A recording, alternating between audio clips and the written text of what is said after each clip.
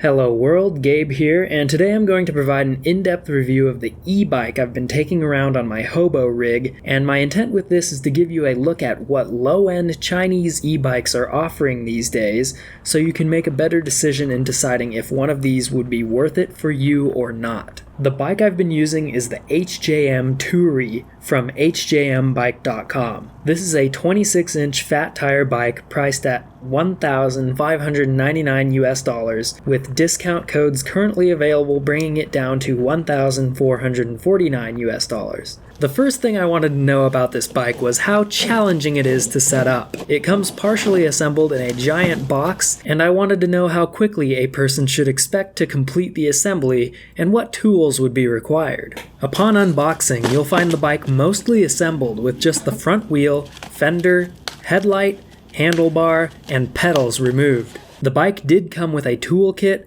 which one might assume would get you through the assembly, but to remove the stand from the front fork, you will actually need to have a 14mm socket handy because none of the included tools are going to get that nut off that stand axle. Besides that, the assembly goes on without issue, and I had the bike running in half an hour without even glancing at the instructions. Come on, let's go. Rap, come on. How do you... Oh! Whoa! Whoa! Oh! No key required. How did you get it going though? I don't know.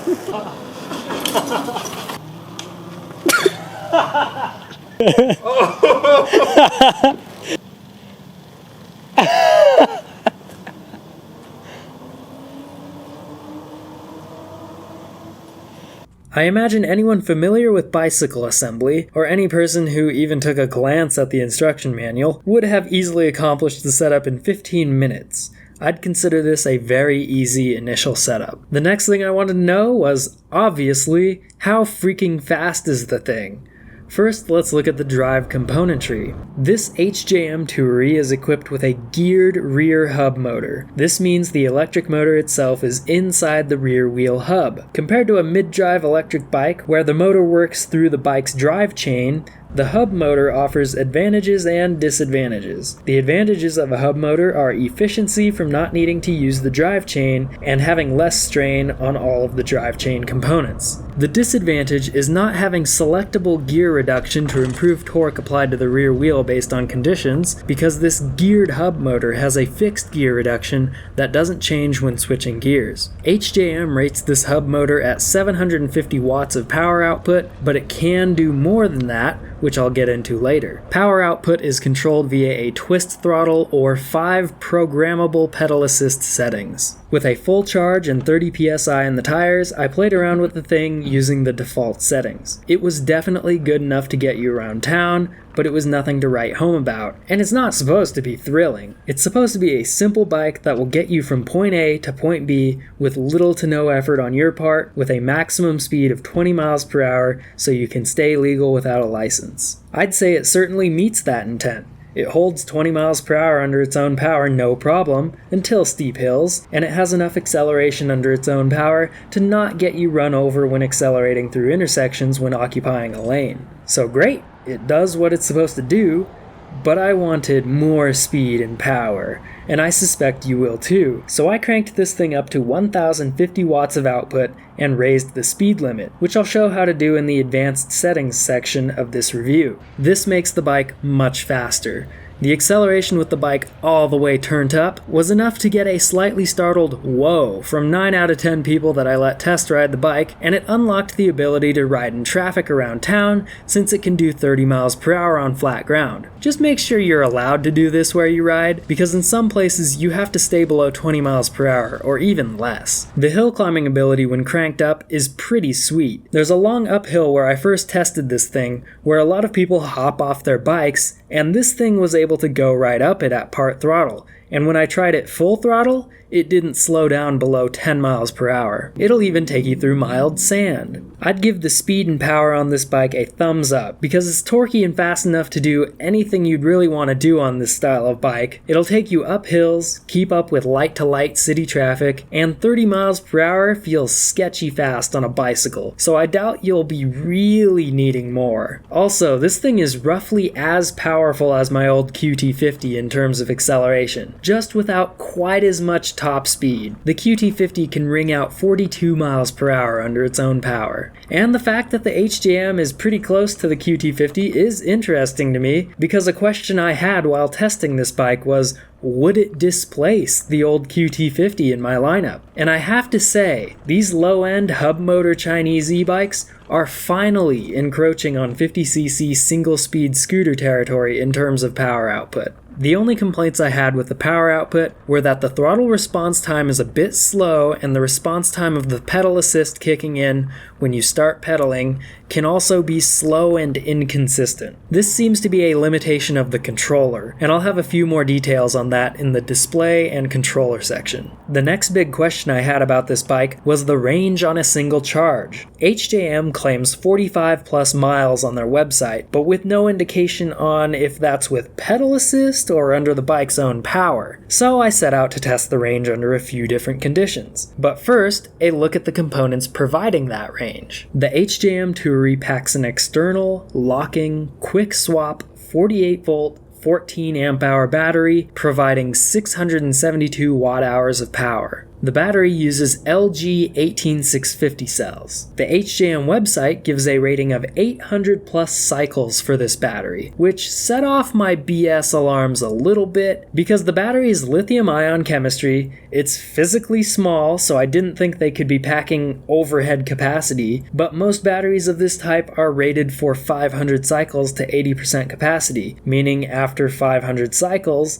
the battery is worn down to 80% of its original capacity. So I asked HJM for clarification on that rating, and as I expected, it is only good for 500 cycles to 80% capacity, and their 800 plus cycle rating is actually estimated usable life. So what they're saying is you'll probably be wanting a new battery sometime after 800 cycles. With this 672 watt-hour battery, the bike should be able to run all out at its peak power output of 1056 watts for 38 minutes straight, or at its factory-rated output of 750 watts for 53 minutes. So as long as the battery gets adequate airflow to keep it from overheating, the absolute minimum runtime you should ever expect is 38 minutes. My first range test attempted to see if the battery would last at least 38 minutes of harsh use with as much wide open throttle as I could manage, with no pedaling to help the bike out. I did 50-50 on and off road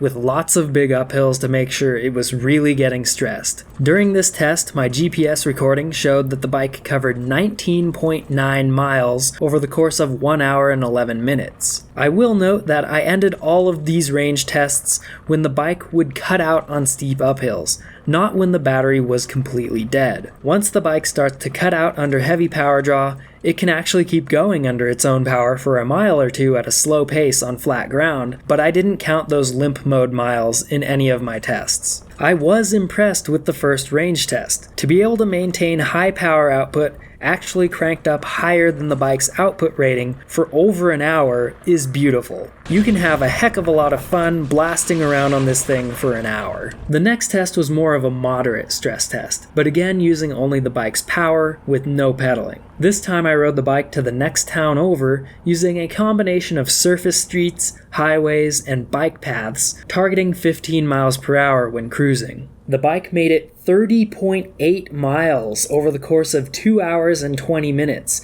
before cutting out on an uphill. After riding for 2 dang hours at a speed that I would not have been able to maintain on those hills by pedaling, I decided that the no pedaling range was plenty. If I were commuting every day, I could see myself tolerating a one-way trip maximum of 1 hour every day, and this bike would be able to support that. Anything greater than a 2-hour round trip would have me going crazy, so I wouldn't even need an electric bicycle to go that long under its own power. I did want to run one more test.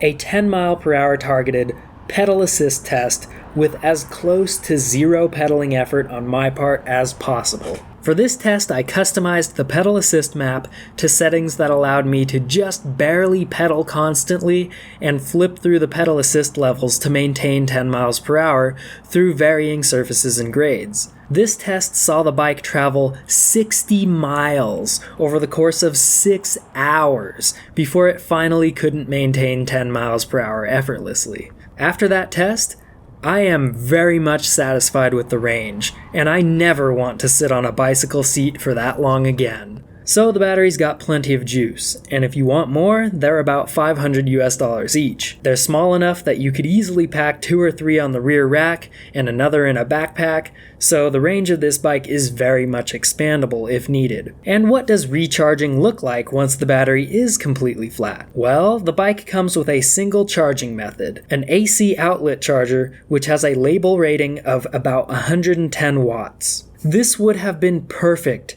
if it was actually capped at 110 watts of charging. A flat rate of 110 watts would recharge the battery in just over 6 hours from absolute dead, and 110 watts is low enough to run off of most 12-volt car outlets, without being in danger of blowing the fuse if a reasonably efficient inverter is used, and that would have been great for a lot of users who might be taking this thing around on their car, for a road trip or camping trip or whatever. Unfortunately, when I actually monitored the power draw of the charger during a full recharge, I found that it charges using a curve that starts at 108 watts, slowly increases to a peak of 140 watts, and then in the last half hour of charging, steadily decreases until charging stops. This is likely a charging strategy to charge rapidly without stressing the battery cells too much, and the charging rate does average out to about 108 to 112 watts or so, because charging does complete in about 6 hours, give or take 10 minutes,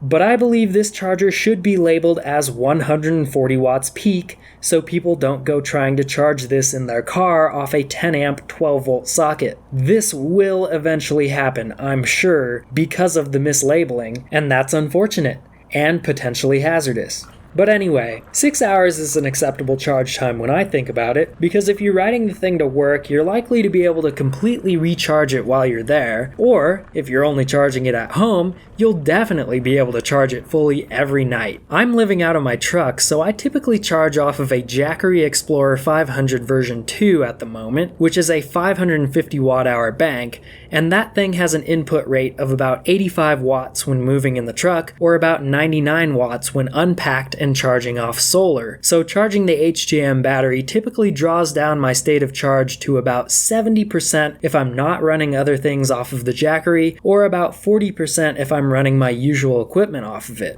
Basically, even when I'm off-grid, I can manage to charge the e-bike once a day. The controller on this bike is powered on by holding the center button on the left of the handlebar. When the controller is powered on, the color display turns on and the bike is ready to rock. The display shows the battery's state of charge at the top in percentage figures, but I've found that this state of charge indicator is not very accurate. The indicator tends to stay at 100% until you've actually used up about 30% of the battery. Then, once it starts actually counting down, it's kind of just all over the place. It will dip down wildly under power, but then recover back to 100% when you start coasting. The only sure thing with this state of charge indicator is that when you get below 18%, the bike enters its first limp mode, which seems to roughly cut the power output in half, and when it gets below 12%, the motor will start cutting out under heavy loads, which is the, oh crap, you're about to be completely dead in a mile or two limp mode, and that's where I ended my range tests. The display also shows your rear wheel speed, and this can be set to either miles per hour or kilometers per hour. On my bike, with the standard settings,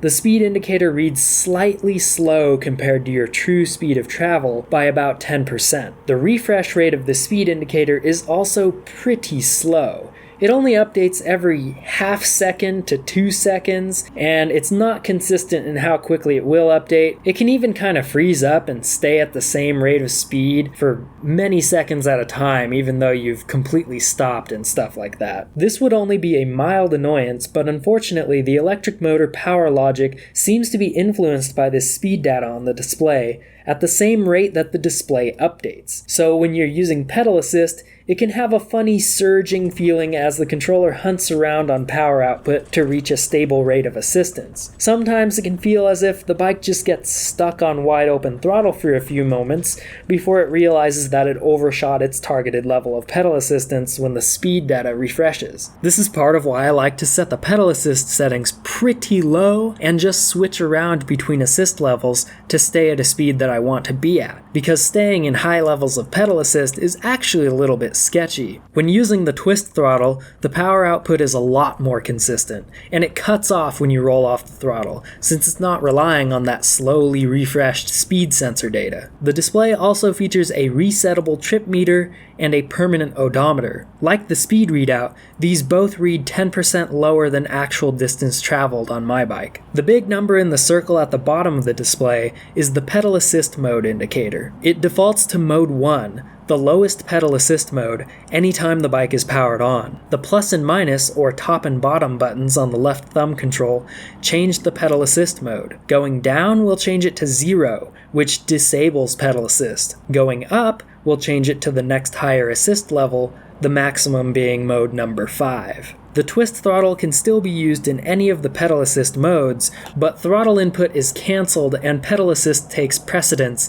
anytime the pedals start spinning. So if you plan on really using the throttle, it's best to turn off pedal assist. Tapping the middle button switches the odometer reading to maximum speed, average speed, or ride time. Holding the top button turns on the bike's lighting. This headlight also automatically turns on if lighting conditions are dim by using a built-in light sensor. You can see when the headlight is on because a headlight symbol will appear on the top of the display. The display and controller settings are accessed by holding the top and bottom buttons simultaneously. In the display setting menu, you can reset the trip meter, change units between miles and kilometers, change the screen brightness, and reset the settings to default. I keep that display brightness setting set to the minimum because it's plenty bright and I want to minimize the distraction from the display. In the advanced settings menu, you get several options which change the way the controller works. First, there's an option for wheel size. Changing this setting changes the way the speed sensor data is calculated and displayed. Basically,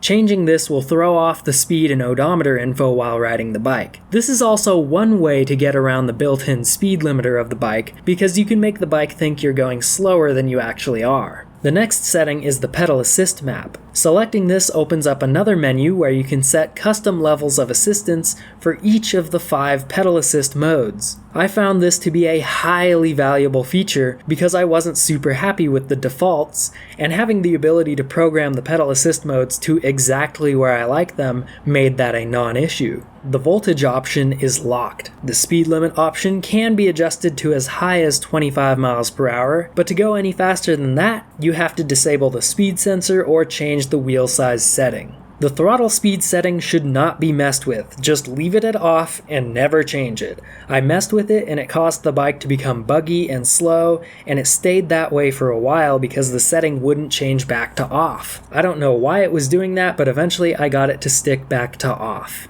State of charge view is locked to percentage, sensitivity is locked to 0.2, current limit adjusts the maximum power output of the electric motor. You can turn it up as high as 22 amps, which gives you a power output of 1056 watts. Changing this setting around makes a big difference in power, and you can use it to detune the bike as well to help you save battery. Assistant number, speed sensor, and slow start are all locked. As for the controls on the bike, you get regular old strapless, flat foot pedals. If I were keeping this bike, I'd definitely get some straps, because in situations where you have to pedal the thing, it's a bummer to only have half your available pedaling power on such a heavy rig. The hand grips are these oval-shaped things that look comfortable, but they're not. I do like that whatever the material they're lined with does not wear off onto your hands or leave them irritated after a lot of riding like rubber and foam grips do. The single shifter changes the selection of the rear cassette with a swinging paddle for downshifting and a button for upshifting.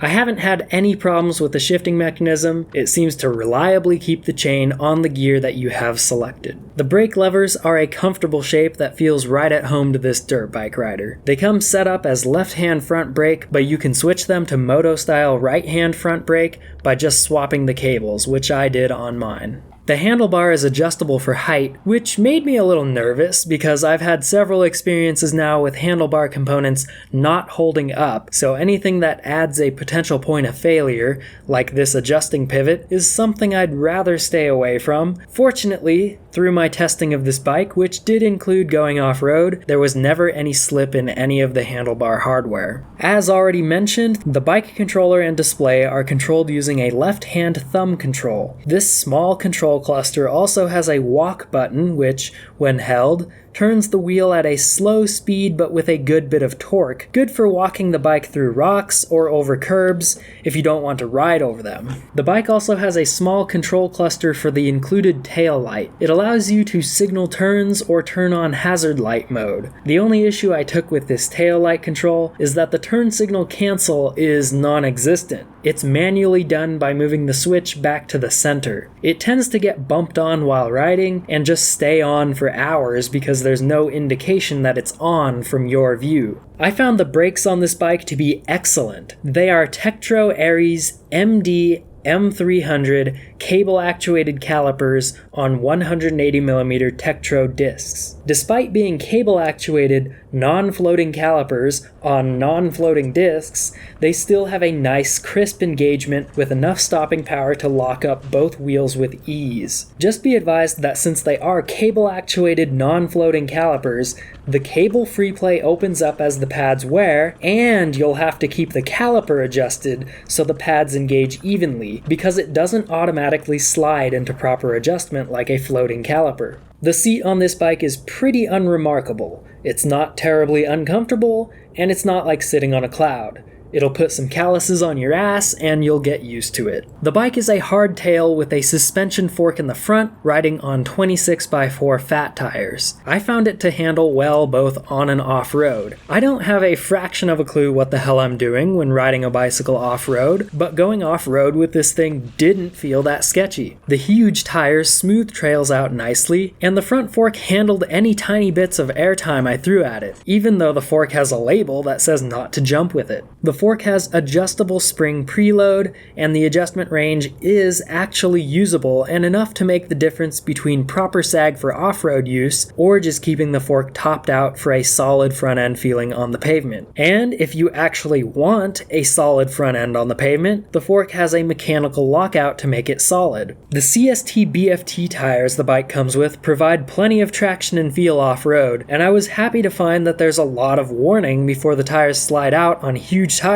like this, so it feels a little bit like riding on dirt bike wheels. The frame on this bike comes standard with a removable rear rack and has mounting points for an optional front rack, so you can do some serious grocery getting with one of these. Or you could pack a solar power bank and charge anywhere when you stop riding. Be careful though, because free power does not mean zero cost of running. At this point in e-bike technology, you should still think carefully before grabbing one to try to save money on daily transportation costs. It'll depend on your specific situation, but for some people, you might not save money or enough money to make it worth it over driving a fuel burner. AAA's driving cost study last year found that economy car owners paid on average between 65 cents per mile and 42 cents per mile to drive those cars, factoring in fuel, maintenance, insurance, licensing, registration, taxes, depreciation, and financing losses. So those are the numbers to beat. This e-bike will cost 0.00238 cents per mile, or about a quarter of a cent per mile in energy, based on the average cost of electricity in the US last year. This is almost nothing. It will cost 30 cents per mile in tires if you continue to run CST BFT tires,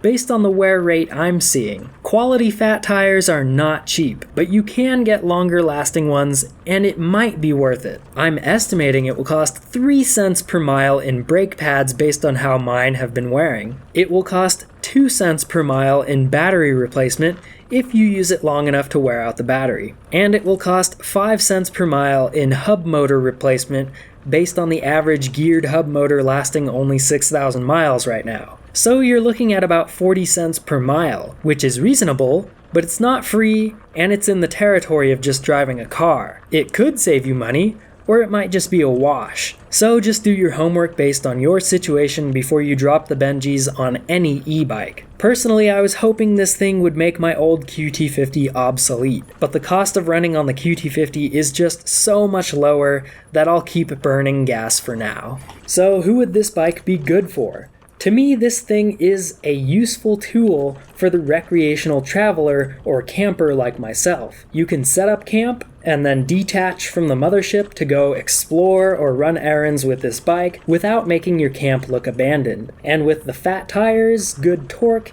and good range on this thing, it'll definitely get you around the area if you are able to drive in. So I don't really see this thing as a money-saving tool, but as an enhancement to a recreational setup. You'll definitely have to compare this to a lot of bikes though, because there are so many to choose from right now. This HJM Toury does look like a really good value right now near the end of 2021, especially when you compare it to its closest competitor, which would have to be the Turbo Ant T1, because that bike is built on the same chassis and is very, very similar, but has a higher price, doesn't have as fancy of a controller, doesn't put out as much power since you can crank the HJM up, and doesn't include a rear rack. If you're interested in one of these HJM Toury bikes, I have a link in the video description or in the pinned comment of this video, but if you do decide to get one, do yourself a favor and use some discount code to avoid paying full price. HJM gave me a code to share which is TTM for $150 off, but if you search the internet, you'll probably find at least a few codes to try in case this one ever gets deactivated, because this brand has been doing a lot of marketing to get eyes on their website. Don't forget to subscribe if you appreciated this review and leave a comment for the algorithm.